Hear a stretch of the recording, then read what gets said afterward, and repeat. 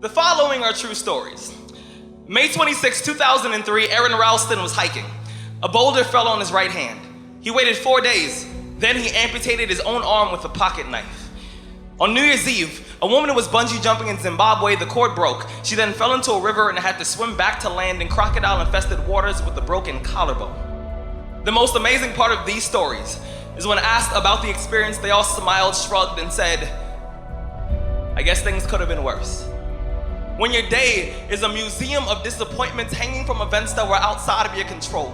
When you find yourself flailing in an ocean of why is this happening to me? When it feels like your guardian angel put in his 2-week notice 2 months ago and just decided not to tell you. When it feels like God is a babysitter that's always on the phone. When you get punched in the esophagus by a fistful of life, remember that you will survive. Remember, things could be worse. Remember, we are never, ever given anything that we can't handle. When the world crumbles around you, you have to look at the wreckage and then build a new one out of all the pieces that are still here. Remember, you are still here. The human heart beats approximately 4,000 times per hour, and each pulse, each throb, each palpitation is a trophy engraved with the words, "You are still alive."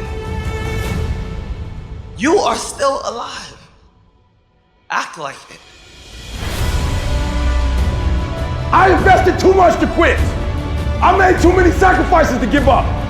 We've come too far. We've been through too much. We've seen too much. We've had too many victories.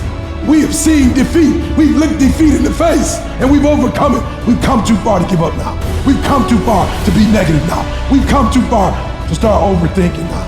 So when life happens, I don't just sit there and cry. I buck back. I buck back. And the process is not supposed to be comfortable. So if it hurts, welcome to the big leagues. If you feel like you're under heat, praise God. If you feel like you're being pressured, praise God. But when God looks like he's pulling you back, eventually he's gonna let you go. And the farther he pulls you back, the farther he pulls you back, once he releases you, boom. The spirit of resiliency, the spirit of grit, it's in your DNA, it's in your blood. Overcoming is in your blood. Getting through adversity is in your blood. Your ancestors got through so much more. We will be all right. We need to focus on where we're going, not where we come from and what's happening. I just need you to keep walking toward it. I don't need you thinking about it no more. You're doing too much thinking. You analyze it too much.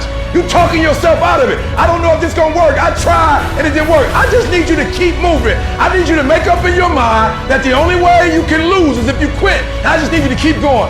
You gotta tell life, I don't know who you've been dealing with, but you ain't dealt with me. You gotta tell bankruptcy.